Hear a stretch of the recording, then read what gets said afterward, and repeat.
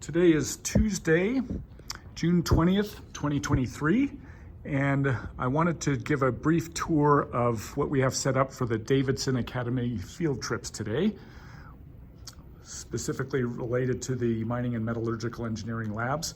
We'll start off with this poster of the Cortez Hills underground mine and surface mine, which is in northeastern Nevada, and talk a little bit about why mining is important and why it is so challenging these days and will continue to be more challenging.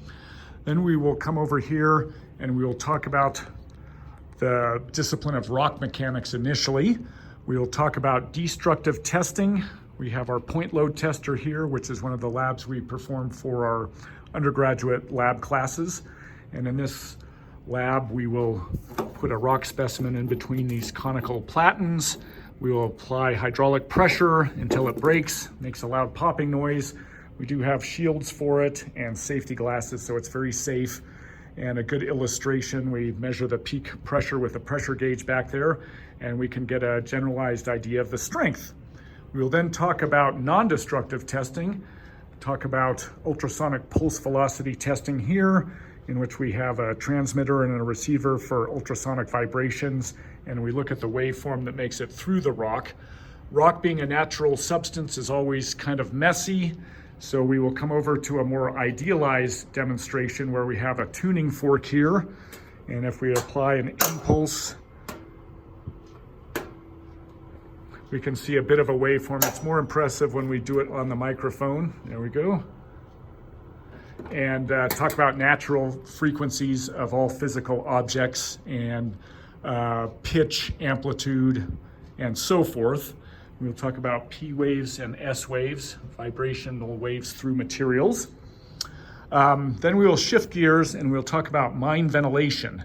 And we'll first talk about atmospheric pressure because air density is very important to engineers. And we have a device set up where we can create a vacuum under this plate here with a vacuum transducer, this black box. We apply compressed air to that, and we can generate a force of 400 pounds to push that onto the floor or onto a window by removing the air from it.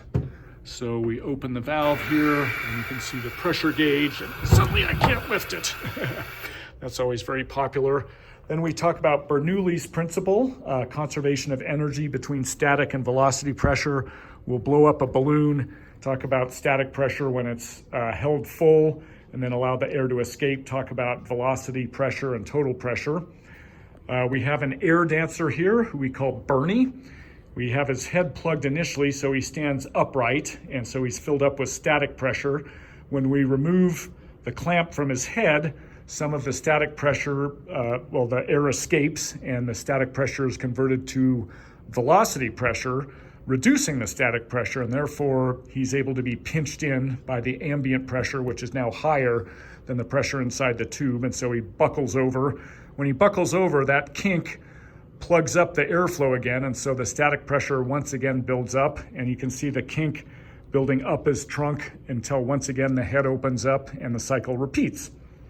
We have, this is probably the least popular of all the demonstrations, but a small, just a computer fan on a piece of pipe, and we have some anemometers, and we can change the flow area. This one we're still working on trying to make it more interesting, but it just talks about some of the instruments that they use.